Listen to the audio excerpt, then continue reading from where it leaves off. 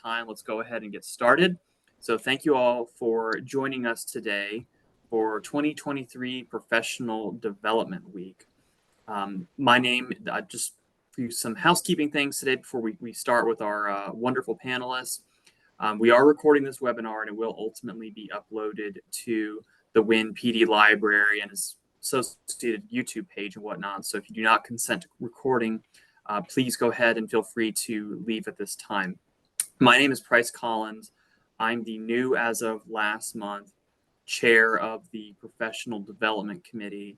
And also on here helping me out today is Nicole Thomas of Thomas Thor. She is the new vice chair of the Professional Development Committee. This is our first webinar in the 2023 PD Week offerings entitled Powering the Next Generation Through Innovation and Efficiency. With the session today being Why Lean, Why Now? Embrace the continuing journey to excellence by unleashing the power of lean principles in the nuclear industry. Our speakers today, who will be sharing one camera, are Linda Spring and Scott Archibald. They've made significant contributions to the fields of organizational effectiveness and process improvements throughout their careers, and will be providing insights on how lean principles are at the core of operational excellence. Later on, and they'll be giving the introductions to them as well once we get partway through the presentation, will be Pamela Fries, Jamie McMichael, and Angela Pease, who are also going to share their success stories and lessons learned while implementing lean. So also talk about, right now, before we get started, I do want to take a safety moment and then go over some more administrative items. So for our safety message, because we're nuclear and we often start out our meetings with a safety minute, please be aware of any... Y'all, are you able to hear me? Okay, because I got a message from Sophie that unable to hear me, so I'm not sure what's going on there. Please be aware of any tripping hazards in the area and mitigate them accordingly. I know a lot of us are hybrid these days, so just watch out for cords, other tripping hazards, jackets, things like that. Make sure you know your escape exits in the event an evacuation is necessary. And then, like I said, with hybrid work so common these days, please make sure to take a regular stretch break. Just important to get up and move around, get the juices flowing, take your eyes off the screen and just be able to refocus and whatnot. If you are attending today as a group, please drop the name of your company and the number of folks that are participating today into the group chat, or feel free to email us at uswinpd@gmail.com. Nicole, if you would, please put that email in the chat so then that way folks can refer back to it. If you have any general comments throughout the webinar, please put those in the chat. If you have questions for the speakers, please use the Q&A portion of that, so that way we can capture them and get to them. We will take questions immediately following the presentation, and we'll keep an eye on the chat as well. If you would like to voice your question vocally, please just use the raise your hand feature and we will make sure to unmute you and also get to you. So with that, now I'm going to introduce our speakers. Linda Spring is a certified Lean Six Sigma Black Belt working as a process improvement consultant within the APS Lean Sigma team. With over 3 decades of experience at APS, Linda has held various leadership and consulting roles across multiple departments, including accounting, tax services, marketing and trade, customer experience, and IT. Her diverse experience has broadened her comprehension of APS operations, equipping her with the insights needed to enhance the company's process and drive organizational efficiency. Linda established a Lean Sigma users community at APS in 2021 for all employees interested in Lean Sigma practices and ongoing projects within the company. With over 100 members, her voice of driving efficiency and transforming the organizational culture is being realized. Our second speaker will be Scott Archibald. Scott is also a Lean Six Sigma professional and enthusiast with over 2 decades of experience dedicated to enhancing organizational effectiveness within the utility industry. Leveraging his expertise as a Lean Six Sigma Black Belt, Scott aspires to cultivate a culture of continuous improvement by empowering employees to make incremental improvements, which collectively lead to significant cultural and behavioral impacts that benefit APS and their valued customers. So without further ado, we will go ahead and get started. So Linda and Scott, I turn it over to you. Thank you very much, Price, and thank you for the opportunity to be here this morning. It's a privilege and an honor. My name is Linda Spring, and thank you for that kind introduction, Price. As he mentioned, I've been with APS for a long time, and I have the privilege of being joined today by four esteemed colleagues. Price mentioned Scott Archibald, Jamie McMichael, Pam Fries, and Angela Pease, and we'll introduce them along the way. But to kick off today, please welcome Scott Archibald. Scott has been with APS for over 15 years, and he is my leader. And we've been on this journey for quite some time, trying to embed Lean into APS. And Scott's going to take us, get us started with who we are at APS and a little bit about himself. So, Scott, take it away.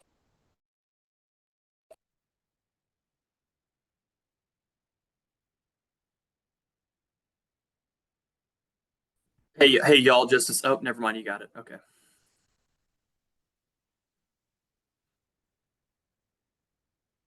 Hey, Scott, hold, and Linda, hold tight. It looks like we're not picking you up on microphone. So because the two of you are going to be sharing that, I would probably advise that you probably just unpair your Bluetooth connection and just use the microphone as is on the computer itself.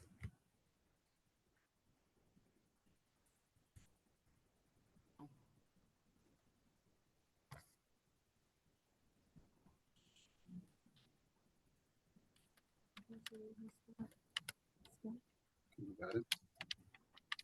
Okay. Need to be backwards.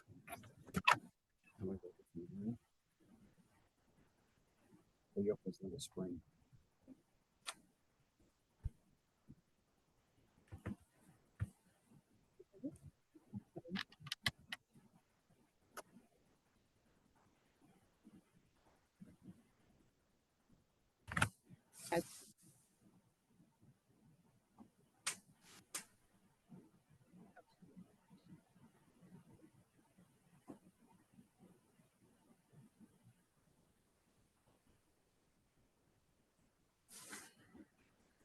So, and yes.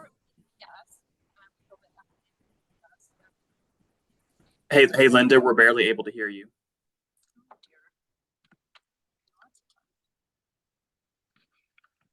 Stand by, folks. Is that better? That's way better, yes. Okay. So we serve 1.4 million customers and 89.5% residential. And we have 11 out of the 15 counties here in Arizona. Approximately 45% of our customers are located right here in the valley. And our valley seems to get bigger and bigger as the hours go by. A lot of people moving here to Arizona. Our APS territory, we've been here since 1886, and we have 34,600 square miles of territory. And as you can see, we have a lot of interconnectors there. Reflecting on steady growth is one of our key components here at APS. That is utmost importance to us as our growth seems to keep climbing on a daily basis. Arizona's job growth is ranked second in the nation, and we have Maricopa County is ranked the #1 county for population growth for the third straight year in a row. And Arizona is the third fastest growing state in the United States, according to a census. It is getting very busy here, and it took me a lot longer to get to work this morning, I can tell you that. So what are we going to accomplish today? In continuous improvement, we want to inspire you. We've been on this journey for a very long time. We're going to share a little bit about that journey. We're going to share some of the things that we've learned along the way as we have had some bumps and bruises along the way. We want to be honest about that. And why Lean? We're going to talk about why Lean, why now? And lastly, Lean in action. We're going to have 3 of our esteemed colleagues present their Lean projects that they've completed and become certified here at APS. And you'll find some great successes there. And then lastly, we're just going to talk about Lean is about small incremental improvements.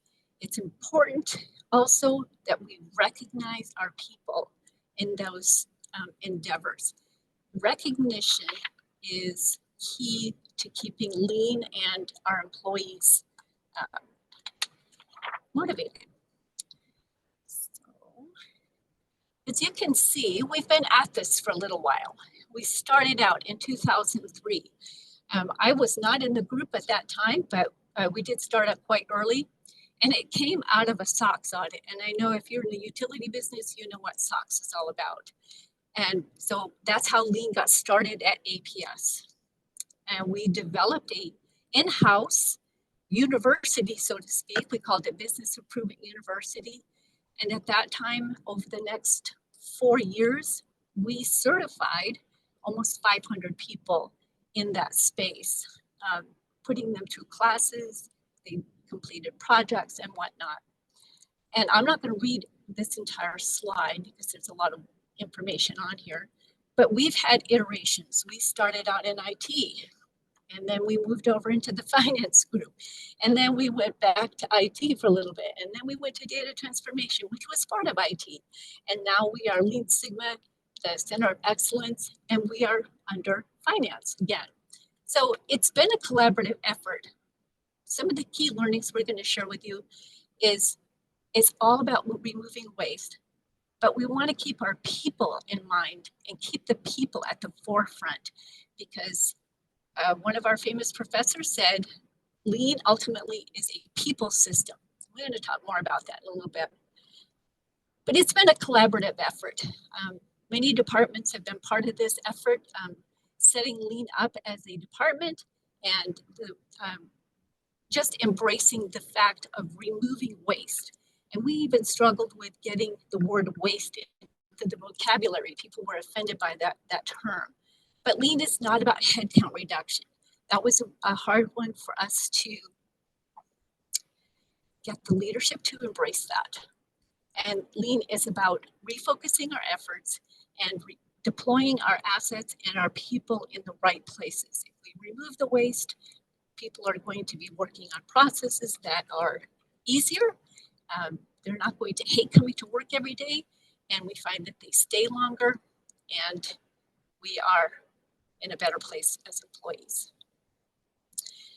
So over the years, that was a quick tour of our first almost 20 years, and here we are today.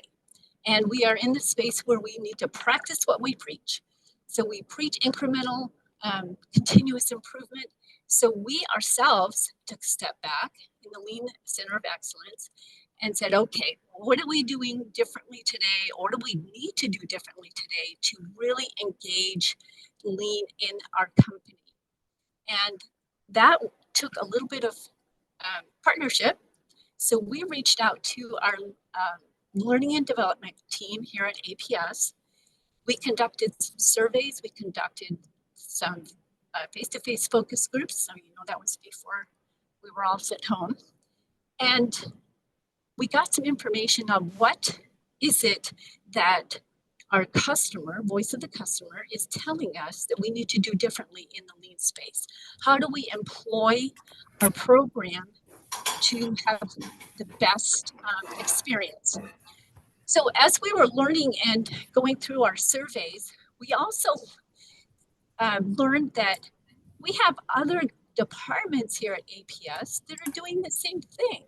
So we teamed up with our learning and our leadership development team. They're the ones that train our leaders to be the leaders. So let's get in that space and get Lean in their training. We teamed up with learning and development. We teamed up with safety, because safety is asking for improvements in the way we do our work to make sure everybody's safe when they come to work and leave the same way they came to work. Customer experience. They're asking for their employees and the rest of the company. We all serve our customers. So how is it we can embrace the same messaging and partner together? And then our human organizational performance. How can we partner that message together so that we're not asking for another thing from our leadership team, but let's bring the collaborative effort and share the same messages, but using the lean tools. So that's where we went. And we value that leadership partnership. It's been, it's getting to a place where it's improving. And don't underestimate those middle managers. Many of what we have in middle management today went through our original lean programs back about 5 or 6 years ago. So they have that background. Now let's try to embrace it from a leadership perspective. And again, we had another effort launch called customer affordability. How do we embrace our lean space and put our tools to work for customer affordability? We need to do better in our processes, which reduces costs, which impacts the company from a huge standpoint. And the value of storytelling. When people have a success story in lean, we want them to tell that story. And we're going to share a little bit about that in a little bit too. Publicize the wins, recognition. Again, I'm going to bring that up. And our training program. We had to do some really deep thinking on the way we were doing the training program. We were partnered with a local university here. Our feedback said, from the voice of the customer, said, too many classes. I'm in class too much. I got a full-time job. You want me to go to class and you want me to do a project. Okay, let's take a step back and embrace what we do know.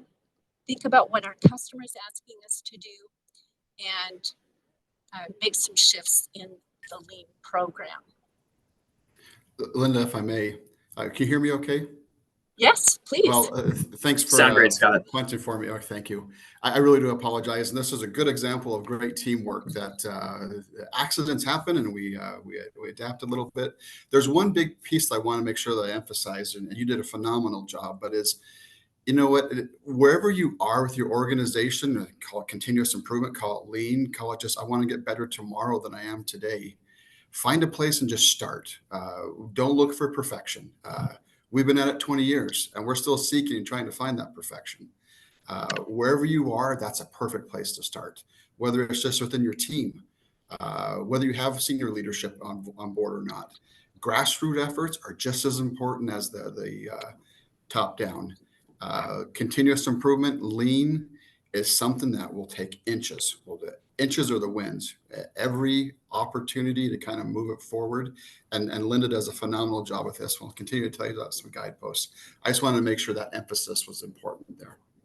Thanks, Scott. Appreciate that. So I'm going to skim through this slide. There's a lot here. And so what we found out in detail from our focus groups and our surveys is things were taking too long. Lean takes too long. Projects take too long. Training takes too long. So how can we better partner and get that message to leadership to say, well, how can we serve you and do a better job there? So we've learned through some bumps and bruises, as Scott has said, and we've got room for improvement. So we partnered with leadership. We're still making that headway. It's not there yet. We still have some space to go, but in our grassroots efforts, the employees are embracing it, and it's been a fun ride. Not done yet.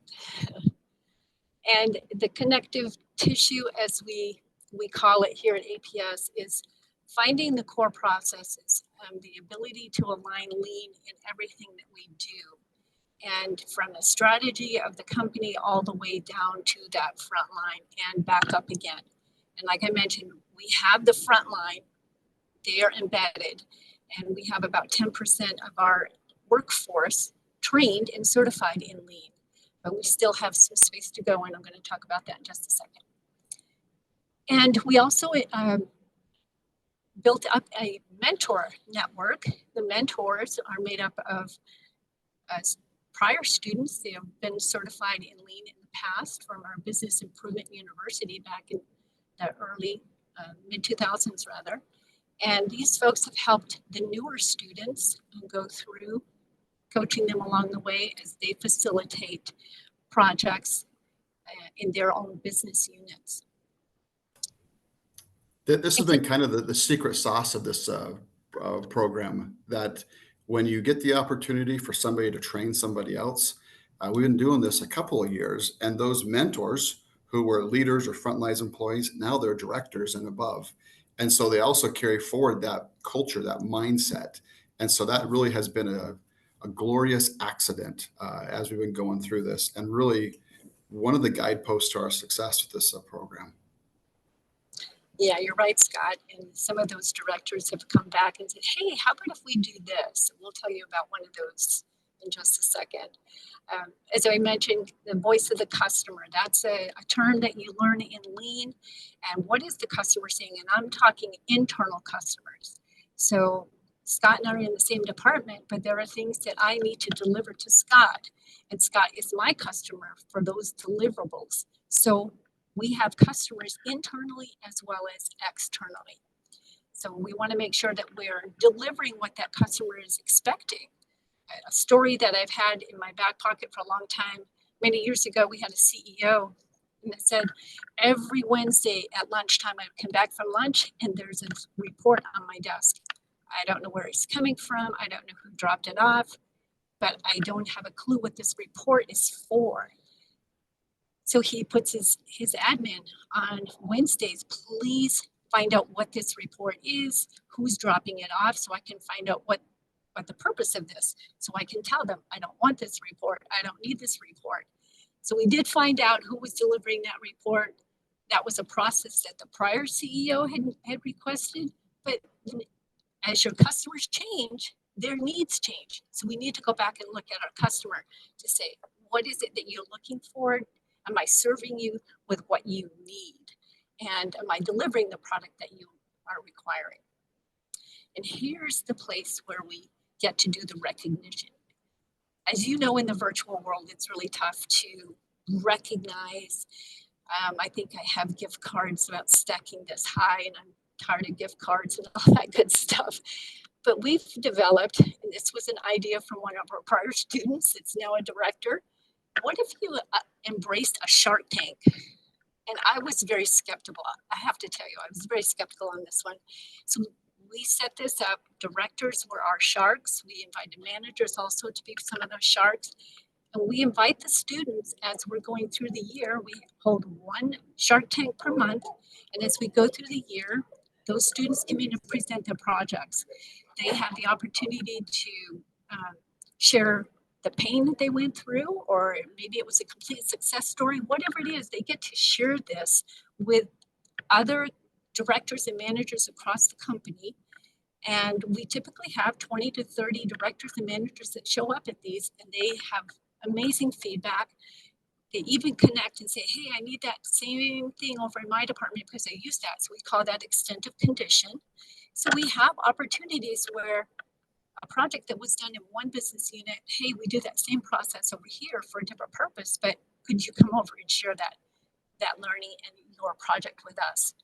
It's been a big hit with recognition and having the opportunity to share the successes across the company. Scott, did I get anything on that one? Great. Just that the continuous improvement is everyone's responsibility. We all come to work wanting to do the best we can. And that humanizing factor of, hey, we're just doing with the tools we have or the processes in which we've been given. That person who was generating that report for our old CEO had no idea the value or lack of value. And so we mentioned a lot of times that we're hard on the process and we're easy on people because we are a product of our processes. And there's a lot of organizational changes or whatever might happen that people want to do the best they can. And when given the opportunity to say, let's make this better together, you don't need a belt. You don't need a green belt or a black belt. Let's just have some common sense and let's figure out how we can do this better. And that constancy of purpose that Linda talks about really is a big milestone to our program success. It is, Scott. And many years ago, you termed, we have cousins out there, the cousins of Lean, as I mentioned earlier. I'm going to let you take that one. That's your baby. So We have with that Arizona Public Service, we have our human performance, we have our corrective actions, safety. All of these are, let's be mindful of how we do work today, and let's respectfully challenge and figure out how we can do better. And we all do it. And there's cousins of lean all throughout every organization. Take a moment to think about all those within yours. Well, it would make sense for us to kind of come together and say, if you're having a message about this, let's unite forces and let's figure out how we can make this our messaging specific and uniform within it. So the cousins of lean, continuous improvements is everywhere. Find those individuals, find those programs, and unite forces. Okay. Go for it, So Scott. Linda opened up a little bit talking about what we wanted to accomplish. And within the nuclear industry, continuous improvement really is at the heart of it. There's lean principles that we have that can help us to revolutionize operations, to really transform organizational culture. And organizational culture is a funny word. We use it quite a lot, but it really is not just those people who are saying, thou shalt do this because, but really taking a moment and saying, there's got to be a better way to do this. That also fit within your regulatory and really focus on those small incremental improvement that really do make substantial changes. And so part of the message that we wanted to get is why lean? And so you can call it continuous improvement. You can call it just, I want to be a better business, operational excellence. We're calling it lean. There's some tools on which we're going to show you later on. But the business case for lean is it really does empower problem solvers within your organization. We all hear about root cause. To say this is happening is one thing, but why is it happening? And asking that wonderful question of why. Lean is all about that. And then you have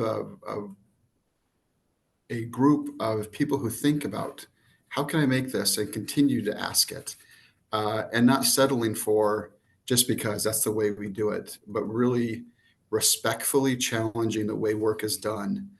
And then we talk about driving out waste. And waste, it's an ugly word, just the name of it. But we all do it. Some of it is necessary or essential, non-value added. And some of it, really we don't need to do. The example that Linda gave us of the report that was created for our president. Driving out waste, really focusing on how can I make the most of my 40 plus hours that I spent within this organization matter? Am I doing the best I can? But that operational excellence mindset, that's not only the culture, but what are our metrics? What are our KPIs? How has leadership told us that we will be successful if we do something? And that operational excellence is how can I make sure that we are doing the most beneficial, high value work in an effective manner? And then there's this, I've already used glorious accident, but I'm going to use it again. Lean is all about people. And Linda's going to talk about that next. But the people have a higher morale. People are able to say, yeah, not only do I just push this button or create this widget, I know where it goes to. And the ability for somebody to say, take pride in the work in which they do and say, you receive this on a regular basis. Do you need me to change it at all? And that employee engagement and scores and the morale goes through the roof. And, we're in an industry where we really need to attract and retain good quality people. And this is a big tie-in to sustaining and keeping those good people and making sure that they know that the work they do, how it ties into the bigger picture. And so we go into what lean is as far as a people system that Linda will talk through a little bit. Scott, I'm going to step back just for a moment. Our current CEO brought in a new mission for us when he took over, and we call it the APS Promise. And the APS Promise, lean is embedded all through it. The principles, everything about the APS Promise has empowering the people to challenge respectfully and to, once they take that challenge, they have the ability to work on that project. So we say Lean is a people system, and it's about making life at APS a better place, as Scott mentioned. If we focus on making our processes easier, we're going to work on the better processes. We're going to work on easier processes, and we're going to be empowered, and we're going to be encouraged to do better job on all of our processes, cleaning them up, taking the waste out. And this aligns to our business strategies and our goals. We have the opportunity to affect our KPIs and affect those metrics.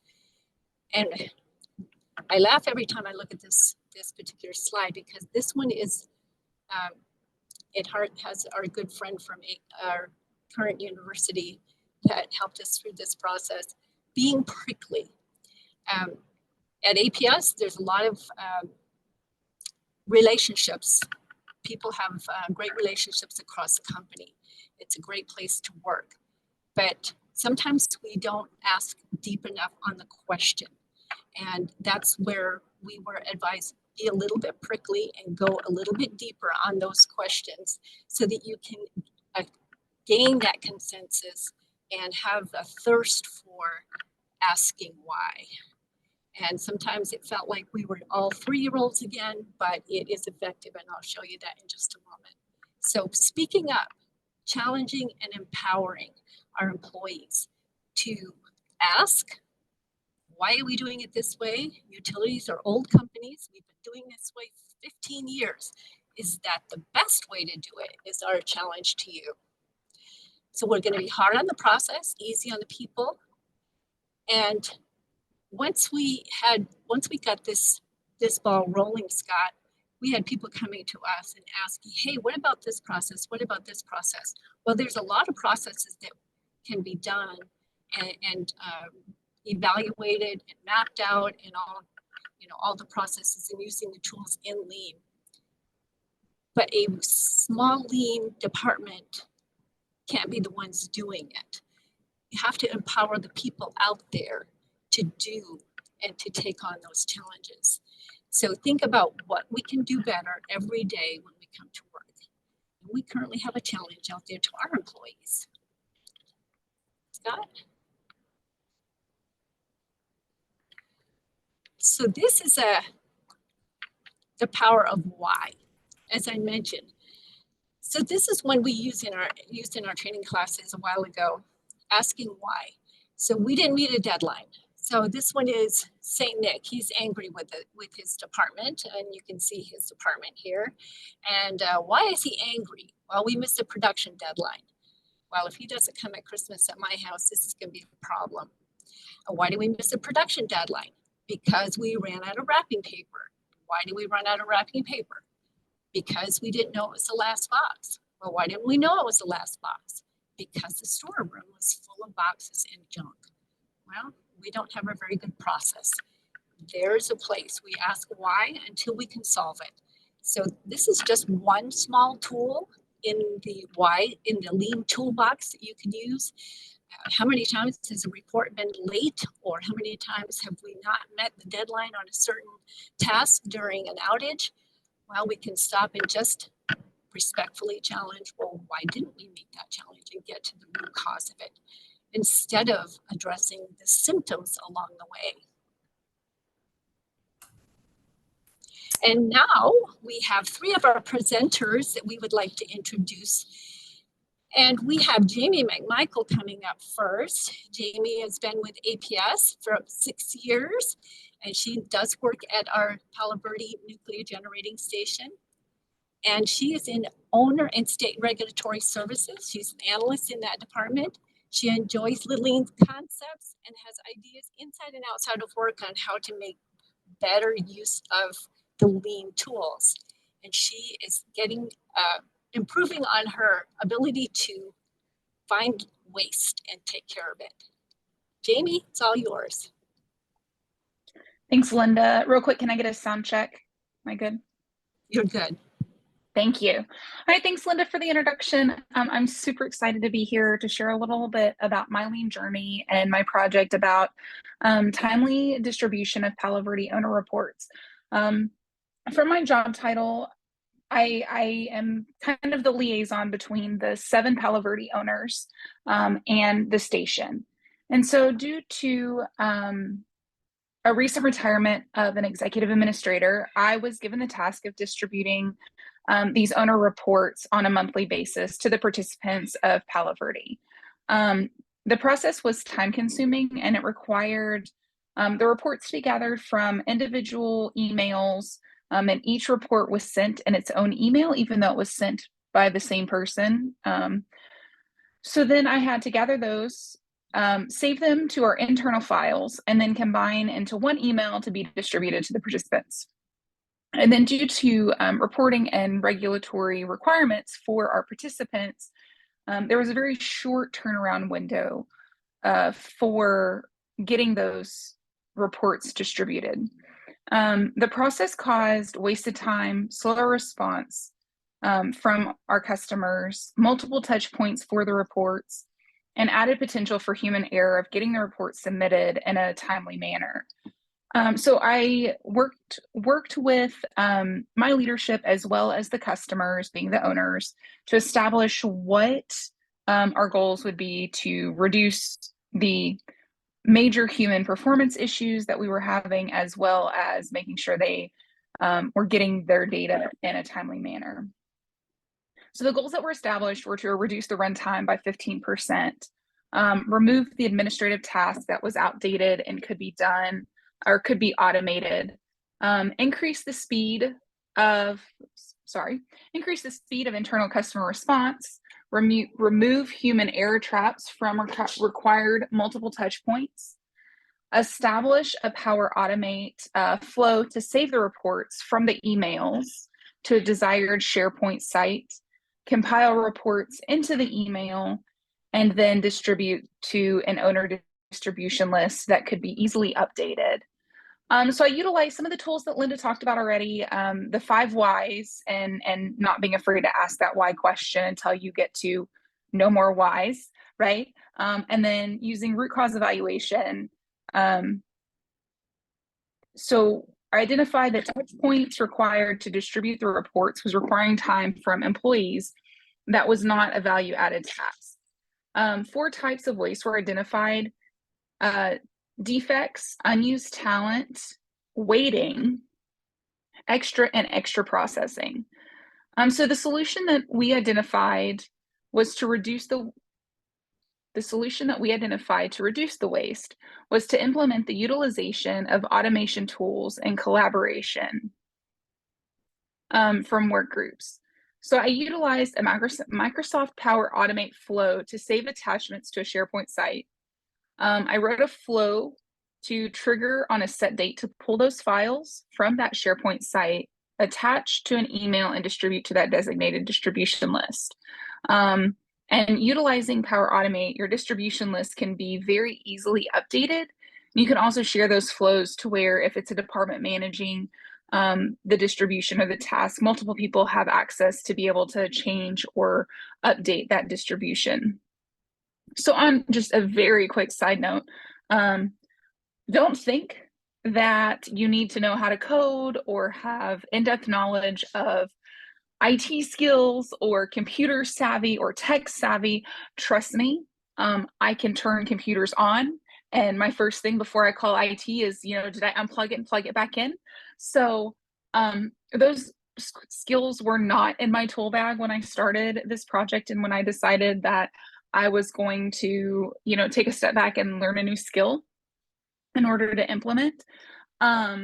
It is very user-friendly, and there are a lot of online resources to help walk you through building a flow. And a suggestion that I had was start with something small. So as one of my flows that I mentioned was sending an email on a certain date. So the first flow that I set up and wrote was how to automatically create a folder in Teams for a particular date.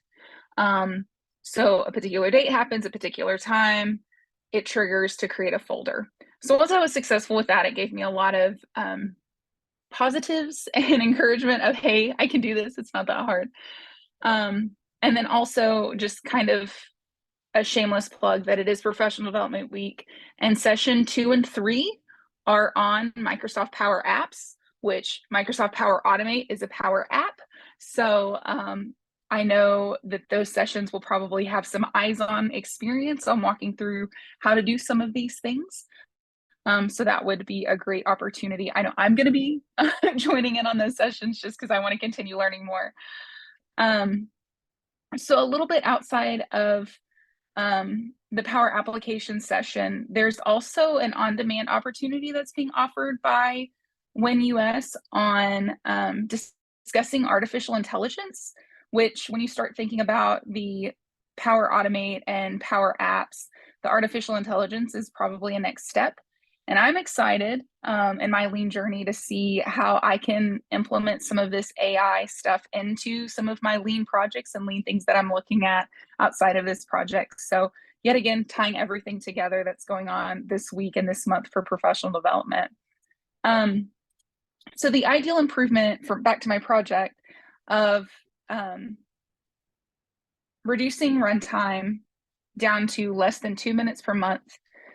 I had results after implementation that included a 99% efficiency gain, improving my runtime from 20 minutes to 2 minutes. And realistically, now that this project has been implemented for almost a year now, my oversight is down to about 30 seconds to a minute. I just go in monthly to check my flow, make sure it's working. I see the emails go out, so I know that that part's working, but just to make sure that things are great. The administration task is completely automated. Time removed from a non-value added task. There are no more human touch points. There are no more human error traps due to the automation. And some lessons learned if you're thinking about automating any type of your tasks within your work group or work scope is understand the limitations of the tools.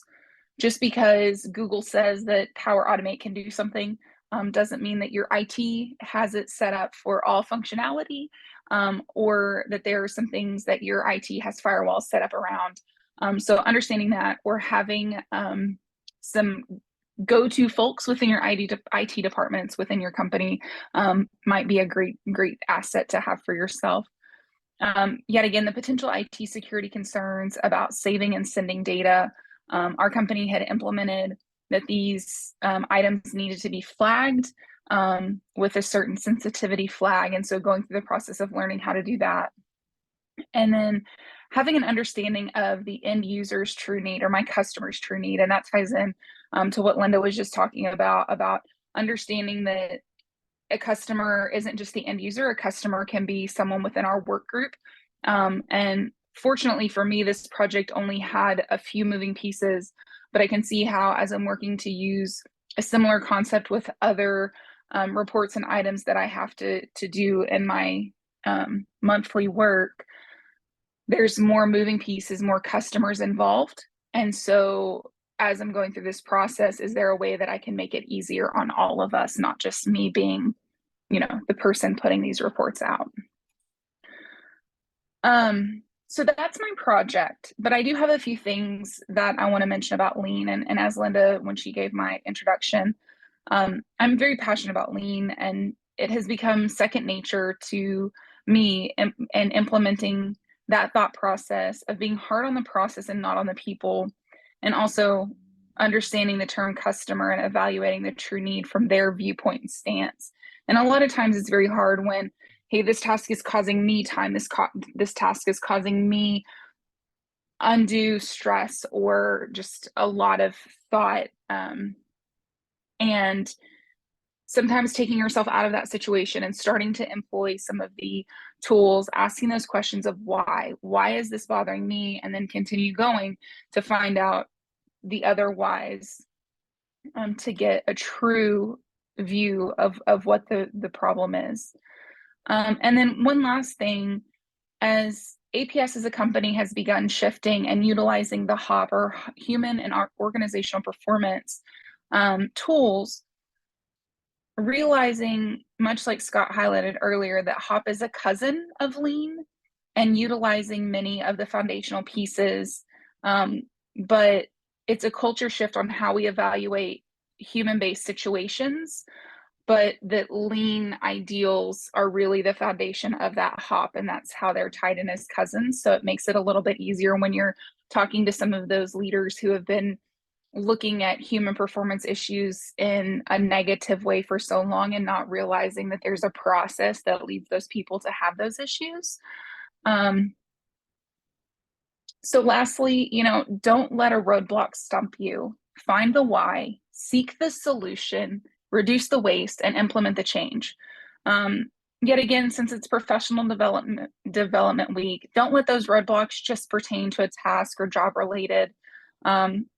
Those roadblocks can come to us in our growth plan and in our development. So don't be afraid to seek resources and to seek knowledge to help yourself in a personal or professional development aspect. And that's, yet again, being hard on the process. Don't be hard on yourself with that. So are there any questions?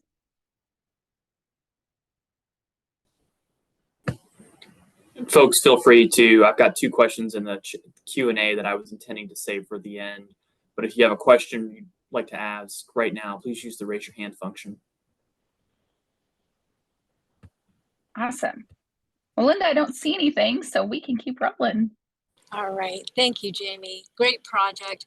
And this picture that you're seeing on the screen, this is called an A3, another one of our tools in the Lean toolbox. Now, don't think that this is the only work that Jamie did. There's a lot of stuff that went on behind the scenes, but this is how we do a 1-page report out of the entire project. And you can see it split up: background, current condition, goals, and analysis, future state. We spent 60% of this project on the left side of this A3. That's where she's defining what's really going on. How do I really focus on, fall in love with the problem, forget about the solution. If you don't get the left side of your A3 and the define and the measure and the analyze right, you're just going to be working on symptoms and it's going to come up again. So just to let you know, this is what we call an A3. This is a tool in the Lean toolbox. Thank you again, Jamie. I do recall this project, and it was a winner, that's for sure. And next up, we have Angela Pease. And Angela also is at Palo Verde, and she's been with APS 11 years. She's at the generating station as a leader in records management. She has over 20 years of Lean Sigma experience in high-paced manufacturing for several different companies and in electrical generation, both fossil and nuclear. Over the course of her career, she's had some amazing opportunities to work on challenging projects where Lean and Sigma tools were key to achieving desired results. Angela, take it away. Thank you, Linda. Can you go ahead and mic check? Everybody hear me okay? You're good. I'm trying to advance. Can you go ahead? Yeah, I was going to say, can you advance the screen? There we go. So I'll tell you a little bit of background about my project. Last year, I was in a cohort, which is what we called our Lean Sigma training class. And we were on I'll say those classes go at a pretty intense pace, and you have a short window of opportunity to show improvements. And I think it applied also to Jamie's and for also the person after me. It's going to share her journey. So background, so mine was on rework reduction. And it really came down to quality records we maintain at Palo Verde, our nuclear station, are required by our quality assurance program description. And it's really our evidence that the station is complying with our license to operate. Basically, the Nuclear Regulatory Commission, NRC, uses our quality records as evidence that we are doing what we say we're doing. We are meeting our license commitments. And if we do not have good records, as other nuclear plants in the past, could lose your keys to operate. So it can be very detrimental to the station and also to Arizona, our customers, because they would not be able to power their homes. Plus also, I think those that like to go to Nevada wouldn't have anything in Las Vegas. The strip probably wouldn't have been powered either. So I just wanted to share that. My department that I work for, we're responsible for verifying all the quality records are turned over and meet the record requirements by our record owners. If it doesn't, pretty much records are rejected back to the record owner for them to correct, and then they turn them back over to our department. We verify they're good, and then they become part of the quality record repository, our library. When we do have rework, when we do have a record that's rejected, it does create rework for both our record owner and for my organization, and it's a considerable amount of time. Majority of our records that we have, I'll say, maybe not majority, but the ones that that I'll say are more complicated and things come from our engineering department. So for our engineering folks that are already, I'll say, very challenged in day-to-day, just performing their normal job with the many projects that we have on our plate, and for my team also trying to process the records for the station, it can be very challenging and costly when we have to, in regards to time and efficiency when we don't have a first pass. So our current condition is we created a cross-functional team of our record owners, which based on our analysis, I'll go into a little bit, was our engineering group, and my organization was to better understand the challenges.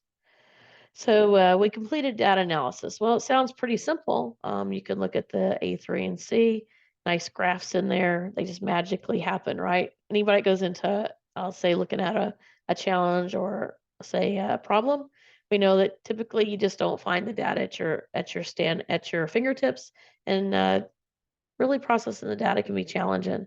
So we had to develop reports.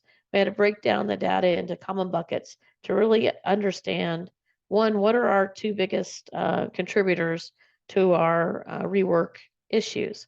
And we really did that and focused down on the top two because, one, they were the biggest ones, but also for the timeline of this project.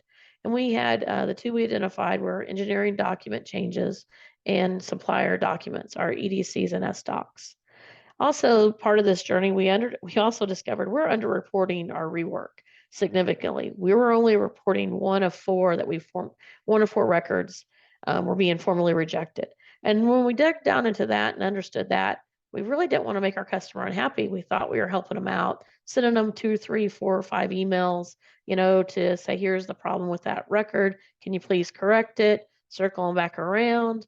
And, and we weren't really capturing, we were hiding the problem. It's kind of like that hidden factory you'll hear about when you do your lean, when you dive into lean, terminology and background. It's that hidden factory, right? We're underreporting. So our rework and the cost and time it was costing us was significantly higher.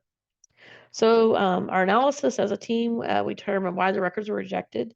2 reasons. The biggest reason was document errors, meaning that we had missing information or incomplete fields within our records, maybe missing signatures. And really the reason those document errors occurred because we lacked guidance in our training materials, our procedures, our admin guides, and technical documents.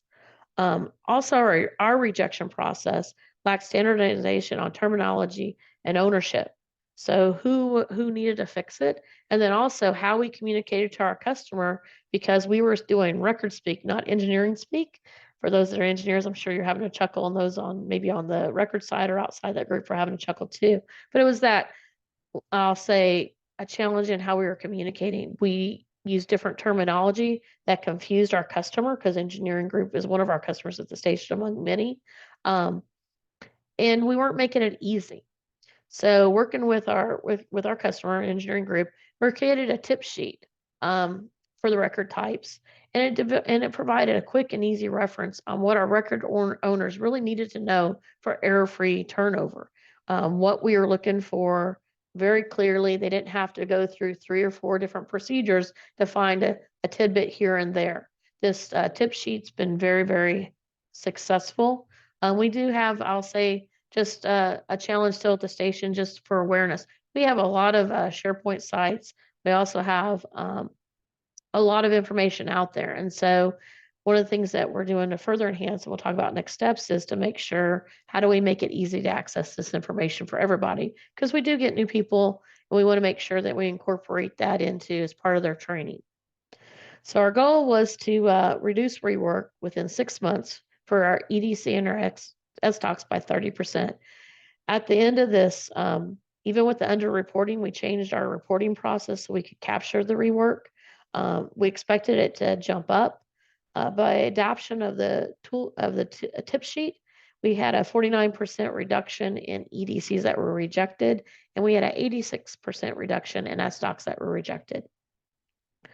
Some of the additional benefits we received from this after this project was wrapped up, because we wrapped up at the end of the year, we did analysis in January, are we sustaining it? From that, we've actually had additional benefits. Early this year, we had an evaluation for our department on records at the station. There was our nuclear assurance department had a concern, as well as our organizational effectiveness. Do we have a problem with records at the station? This rework data and analysis was a key part of that the overall analysis and that evaluation. And it also was a piece that helped us identify a station gap in our record owners, because we've had, people retire, COVID, people leave, new people come in, people promoted, in our leadership team, and we identified a station gap of records reverence, understanding really what goes into a record, what constitutes a record, from the basics to the process of turning over a record till it ends up into archival status or made available to the station. So another thing that another benefit that we got from this also is that we realized, as part of that records reverence, we don't have visibility on our performance in records.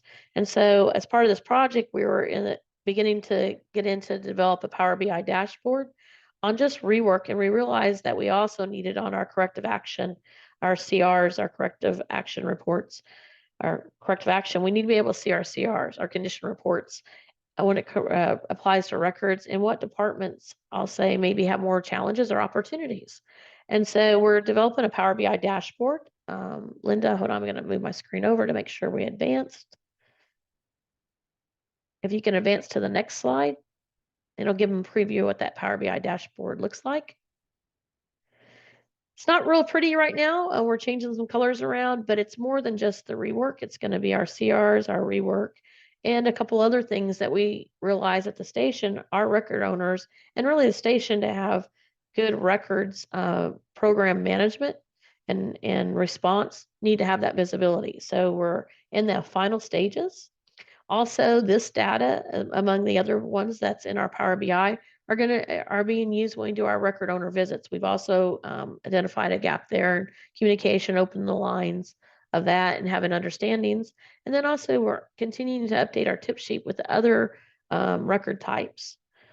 Just say this process wasn't my first go round, but I'll say it's been very pleasant, enjoyable. Had a lot of people really pick up on the tools we used, and we've applied it within my own group, and Tibbetts and engineering too have come back, and we've done some other like small little breakout sessions, because continuous improvements, just like it says, it's continuous. It's not just a one and done. I will say, for those that have not started your Lean Sigma journey, once you, I'll say, have access to understanding of the tools and the methodology, your eyes are open everywhere you go. You'll definitely view things differently.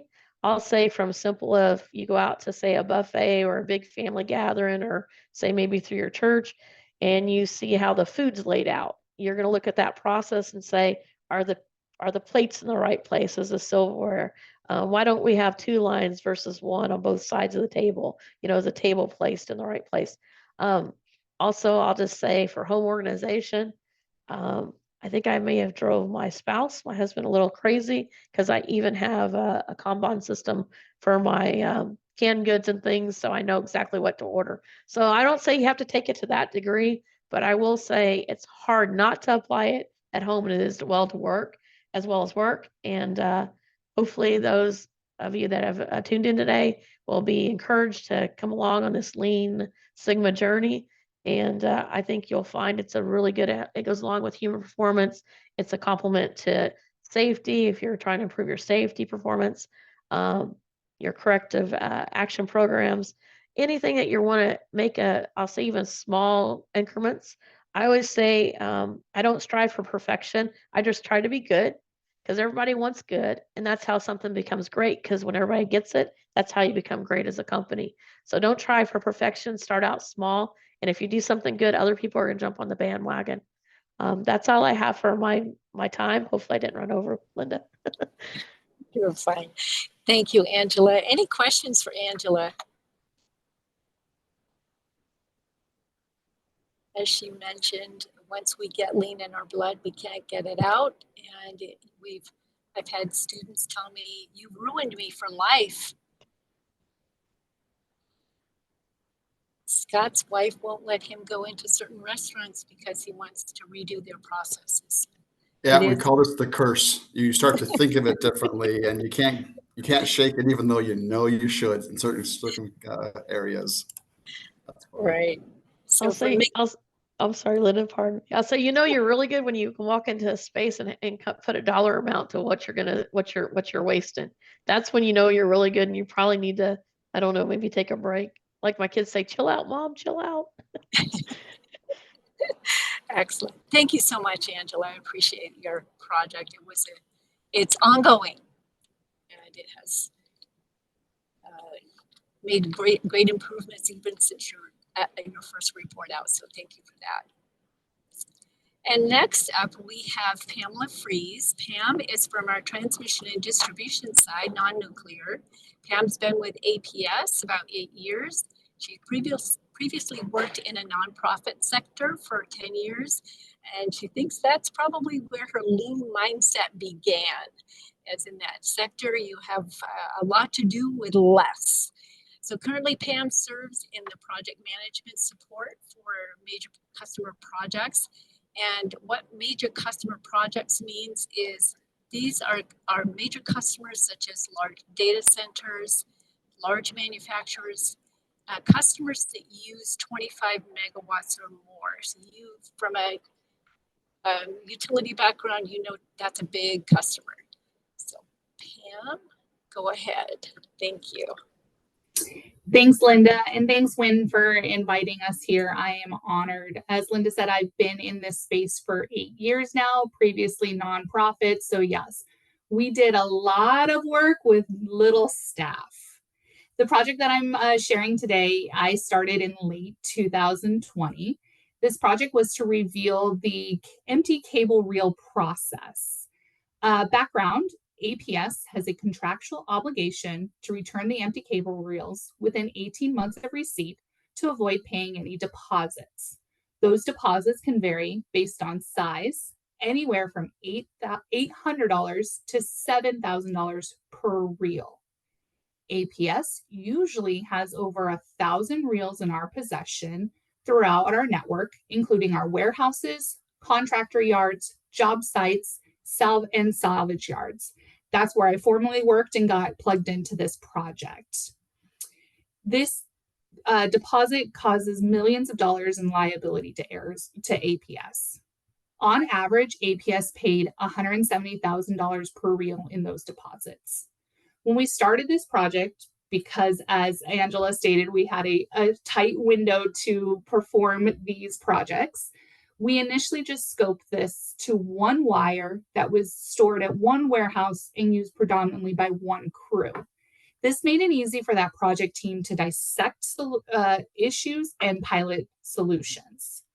Radio frequency identification tags, or RFID, was not in scope for this project as we really needed to understand the process before adding technology. Wire was also out of scope, but as a secondary benefit, when you find the reels, you find the wire in the inventory. As stated, this was to look at the process, but we didn't really have a process. It was very loose at the beginning. We all know you order the reels, you use the wires, you return the reels, but we weren't really sure what was happening here. So we did some value stream maps. We also looked at the life cycle. So the problem is APS was not managing the reels, managing the return date in our 18-month time frame, resulting in being delinquent in over 20% of all of our cable reels. To understand the problem, we looked at this life cycle of the cable reel, and then we met with the users to validate our information. The reels are kept in the field for 1 year or 2/3 of that contract time. So the team then started thinking, what are the root causes for not returning it? The team used the failure mode and effects analysis, or FMEA tool, and the downtime assessment to discover the root causes. I chose the FMEA tool because it's a great roadmap to solutions.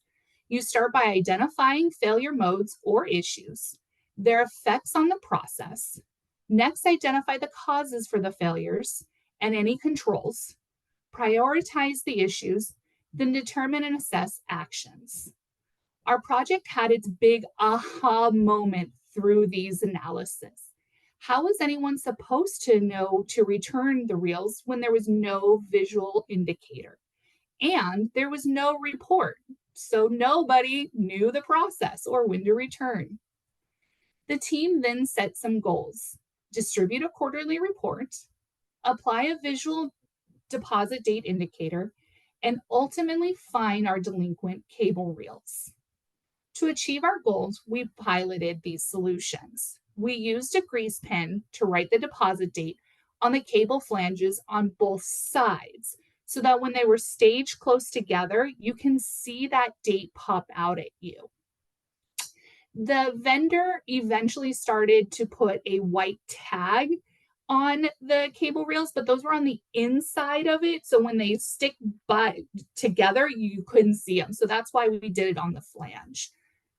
We also then distributed that report. So that took some time because that was not something that we had before. So we had to create it.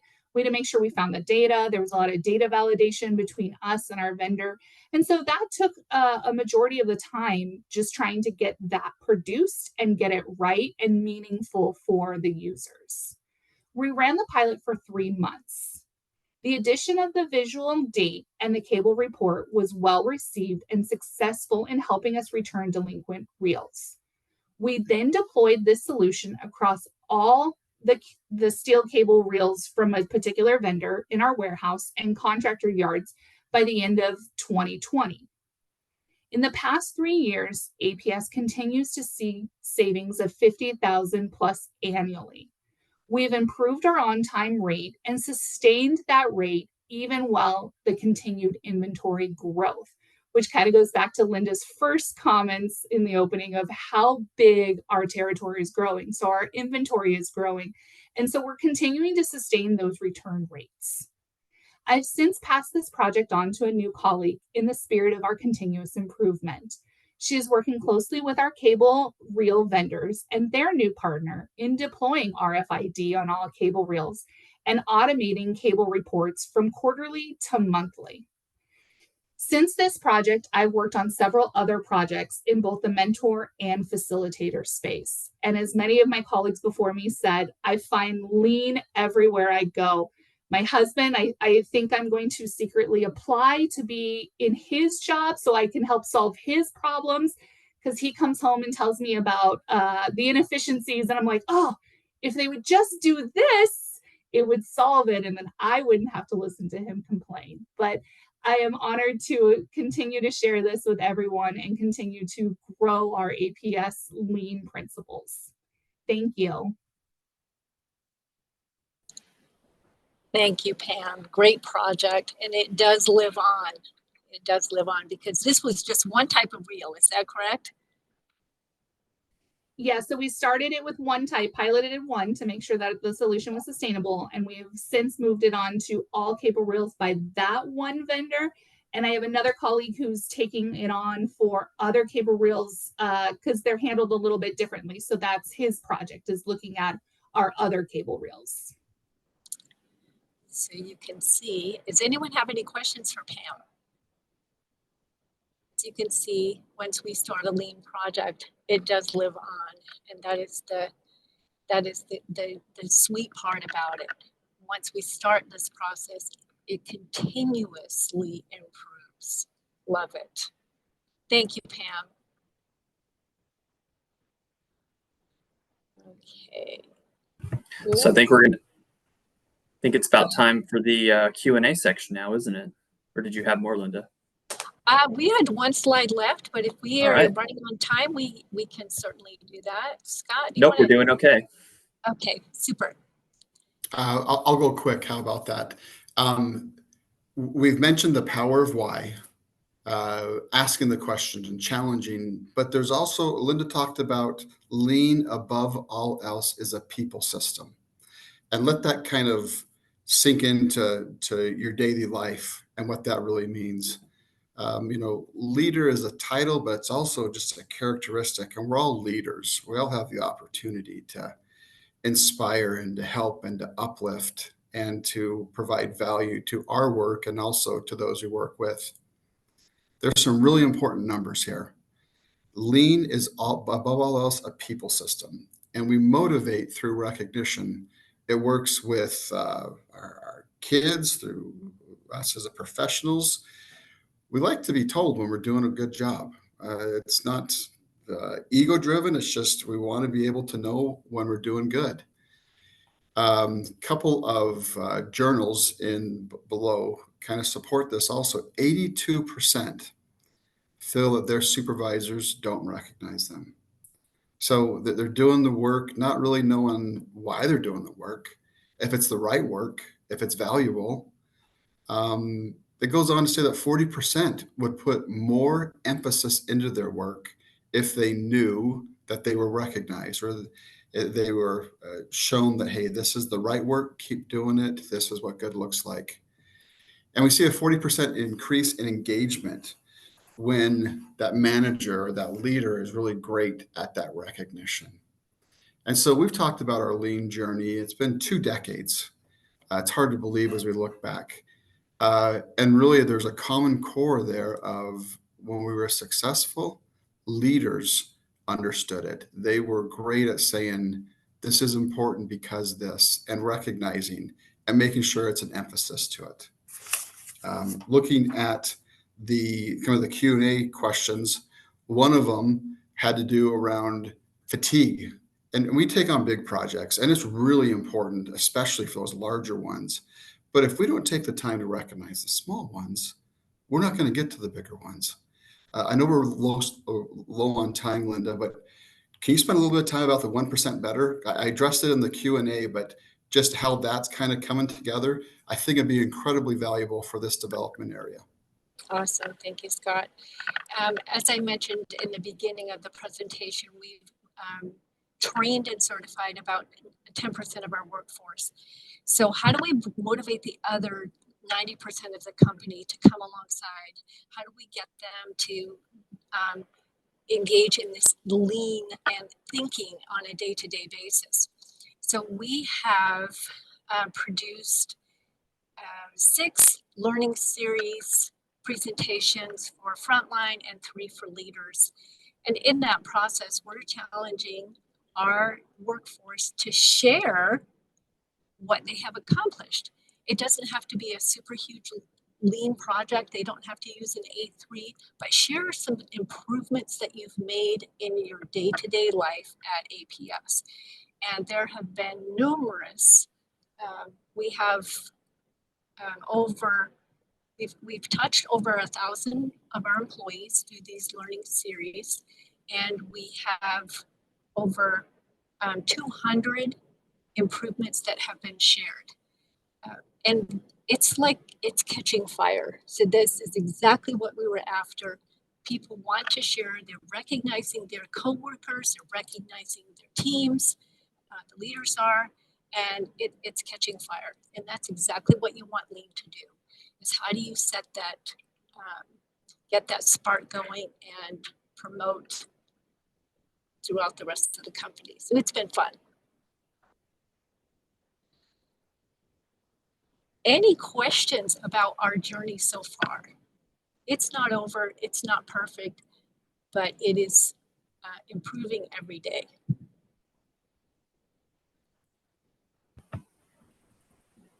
So there is one discussion in the chat, or excuse me, in the Q&A section from Sophie.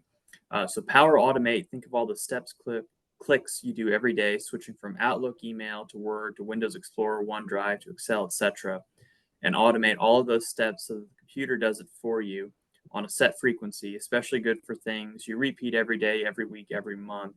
Some folks call these automated flow bots.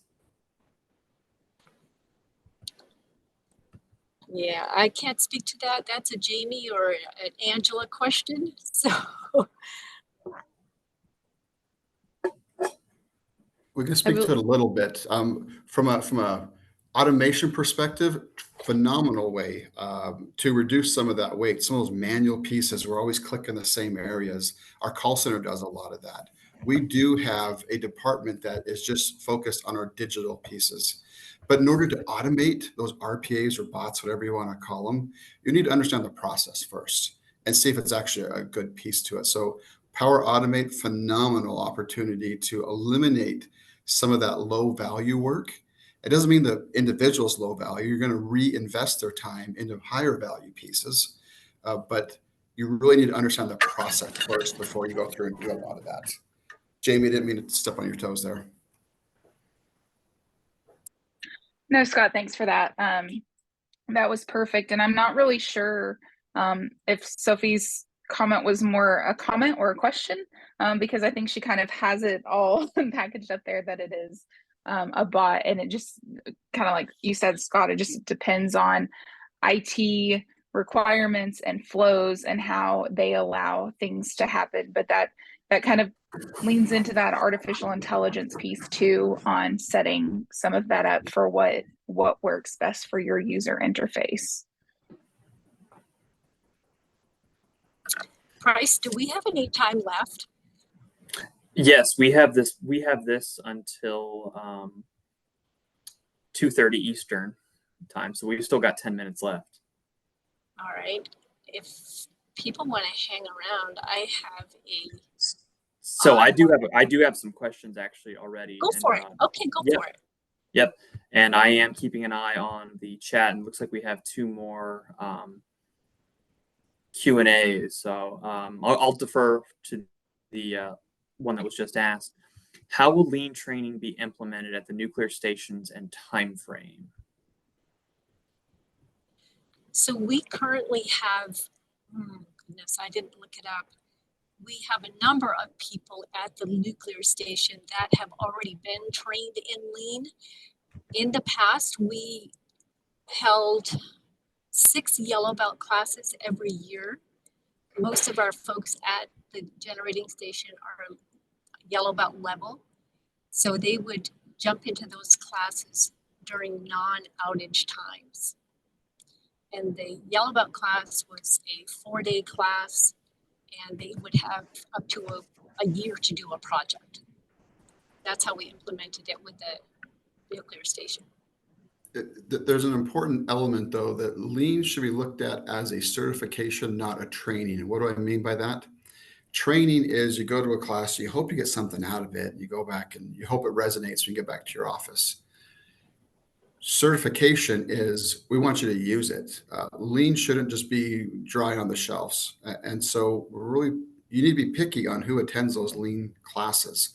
It needs to be looked at as an investment, as a professional development, that your leadership is also going to give you the latitude and the empowerment to use it, to question, to run it. And so when you look at lean, we want you to do it. That experiential learning is so critical. And that's a big message that Linda makes sure that she prepares in a lot of our training that we do too. So I'll go with, let's see, no other new questions in the Q&A section. So I'll go with mine. I know there's been some discussion about management and going after some of the low-hanging fruit and things like that when lean is first introduced. Have you ever struggled with managers or senior leadership wanting to pull back from this if the results aren't quite what you get initially? And I guess what I'm getting at is getting into like a C1, C2 type organization, trying to implement change, but then getting pulled back. Have you ever had any sort of issues with anything like that? Wanting to go back to the old habits, so to speak? Yes. So we have a tool that we implemented to sustain the project and the process. And that is a 90-day effectiveness review that we go back out to check that the process is still working the way it was improved to function. Are we still receiving those benefits that we anticipated receiving? And if not, then we need to go back and adjust. So there are opportunities for adjustment along the way, Price, but I don't recall one that actually stopped and reverted back to the old process. Yeah, so Price, your question is a brilliant one because we're all going to face it. Linda's talking about after it, but really, what kind of projects do you work on? And everyone has a pet project. It's important to them because it really inflicts some pain on the work they do. But as we look at the problem statement, why is this a problem? And really digging a little deeper into it and say, okay, is this a strategic project? Is it going to help our operational efficiencies? Can we align it to a strategic goal? If we can't, those are still important, but there may be pet projects. And pet projects have a hard time being implemented because once it comes time to say, okay, now we're ready to go and do this, to implement and to add some controls to it, it's harder because they don't have that strategic value and case set to it. So understanding a project's strategic value up front is really important to ensure that it doesn't revert back to the way it was before, and having the proper sponsors and buy into it is critical. Angela? Yeah, I'll add to what Scott said is critical. Having the right sponsorship to help break down some of your hurdles you may run into in resistance, but also having the key team members, who will be a cheerleader, say if you're working with a shop or a group you don't work with day to day because you're coming in and having to develop quick relationships, but also as they learn the process and tools, because you're facilitating that and guiding them through, gaining their trust, they're going to have the most, I'll say, spot on solutions because they have lived and breathed some of those headaches and heartaches and things. And sometimes they can't even see what some of the challenges they're facing because the process isn't easy to perform. It's complex, has waste built in, and the additional things. So having that key team support, and then having that right sponsorship to when you do run into any hurdles or say you need funding, really helps you achieve success. And I'm going to tag on to that too, Angela. How many times have we started a project and we have the sponsor, we create a charter, we require a charter for every project, and the sponsor and the process owner, they come in with their problem statement and their goals. And many times those goals aren't even addressing the real problem that's at hand. So the A3 and the charter are living documents until we've delivered the project. So we have the right to go back to the sponsor to say, this is what you thought it was. This is not what our analysis is proving it to be. So we go back to that sponsor for approval to change the problem statement and move forward. So keeping them involved is very, very important. I just put it in there. It's my favorite quote about this, and it really resonates with this. Fall in love with the problem, not the solution. And we all do this. We have a nice software that our vendor uses or a colleague at a different utility, and we say we want to implement it. Well, don't just implement something to implement it. That's not the right project. What's the problem it's trying to solve? And so when we fall in love with the problem, not the solution, and that problem we align to strategy, it helps us so much to make that project go so much smoother, as Angela mentioned, and be able to implement it and have that effectiveness review as Linda did too. That is huge in this. So let's go to, looks like I'm going to say the last question we have from Donna. I learned lean when working under FDA at a pharmaceutical company. We made great strides in reducing site waste and individually. I am using those principles in my daily work with small projects. It stays with you for life. Have these principles changed over the years or improved? I'll go, and I know, Linda, you have a lot. If you look at the root of lean, it's from Edwards Deming and Toyota, and these principles have been around for 100 plus years. And a lot of times you look at it like, these are just kind of common sense principles that we're putting good names to them. Good operational standards, that hasn't changed. What's good business then is good business now. You might have, being from a pharmaceutical company, been focused a lot in more the Lean Six Sigma or the Six Sigma side and less on the Lean, but the principles are really the same. And it's all about the tools. There's hundreds of tools, and I don't use all of them. Some of them I don't understand. I don't see the value in them. And I have a couple of my core common that I use all the time. So it's all about finding the tools that work for you and the purpose and adapting and changing it. Linda?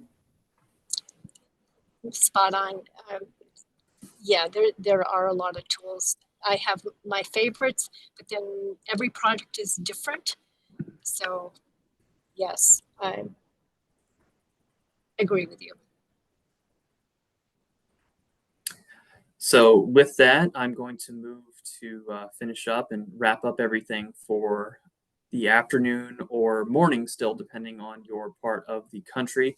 So Linda and Scott, thank you so much again for sharing your insights and information with us today. And then Pamela, Jamie, and Angela, thank you for sharing your success stories. I already know there were several chats in there about getting copies of the presentations, and we will post those on the PD library probably sometime in early October. Thank you so much to Caitlin Ricola at NEI for hosting this webinar after it transitioned over onto her recently and working in the background, helping us with dry runs, all that kind of good stuff. Caitlin's a senior staff counsel for NEI, and she's also on the steering committee. Thank you, everybody, today for who joined the webinar in our first of 3 for Professional Development Week. We have 2 more this week, tomorrow and Thursday, same time at 1300 Eastern. Tomorrow we'll learn about Microsoft Power Apps for productivity and efficiency. And then Thursday we will learn about Microsoft Power Platforms, Power Apps, Power BI, Power Automate, things like that. If you haven't registered already, registration is still open and can be found on the US Win website. And a reminder that if you are attending today as a group or a company, let us know in the chat or please email it to uswinpd, one word, @gmail.com. For those of you who are WIN members, a reminder that the chapter entry forms for PD Week are due on September 30th. So just down the road, just pretty much the end of next week. And that form is also available on the WIN website. So feedback is a gift. You're going to get a webinar survey after this. Should automatically pop up. Please take a few minutes to answer it so that way we can improve and continue to do what is well received, and then also just improve next year and take our lessons learned. So if it doesn't pop up, please check your email as well. It could go to there. So thank you all again and have a fantastic week.